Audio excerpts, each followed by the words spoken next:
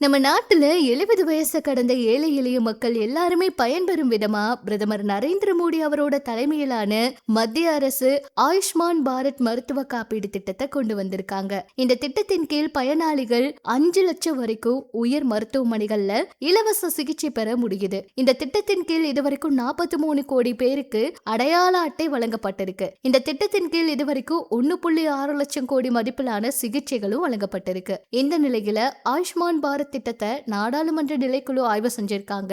172வது அறிக்கையை சமர்ப்பிச்சிருக்காங்க. இதுல பாரத் காப்பீடு திட்டத்தின் நிதியை 10 லட்சமா உயர்த்த பரிந்துரை செய்யப்பட்டிருக்கு. நம்ம நாட்டுல 70 வயசுக்கு மேல இருக்க மூத்த குடிமக்களுக்கு ஆண்டுக்கு 5 லட்சம் மதிப்பிலான மருத்துவ காப்பீடு வழங்குற ஆயுஷ்மான் பாரத் மருத்துவ காப்பீடு திட்டம் நடைமுறையில் இருக்கு. 2024ல இந்த திட்டத்தின் கீழ் 70 வயதுக்கு மேல் உள்ள மூத்த குடிமக்கள் பயன்பெறலாம்னு விரிவுபடுத்திருக்காங்க.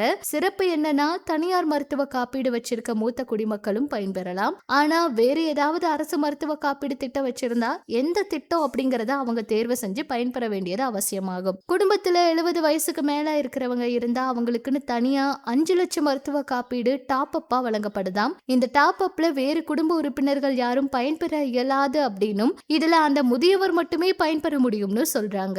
இந்த மருத்துவ காப்பீடு திட்டத்தின் கீழ் இதுவரைக்கும் 43 கோடி பேருக்கு அடையாள அட்டை வழங்கப்பட்டிருக்காம். இந்த திட்டத்தின் கீழ் இதுவரைக்கும் 1.6 லட்சம் கோடி மதிப்பிலான சிகிச்சைகளும் கொடுக்கப்பட்டிருக்காம். ஆயுஷ்மான் பாரத் திட்டத்தை நாடாளுமன்ற நிலைக்குழு ஆய்வு செஞ்சு தன்னோட 172வது அறிக்கையை சமர்ப்பிச்சிருக்காங்க. அதுல ஆயுஷ்மான் பாரத் காப்பீடு திட்டத்தின் நிதியை 10 லட்சமா உயர்த்த பரிந்துரை பண்ணிருக்காங்களாம்.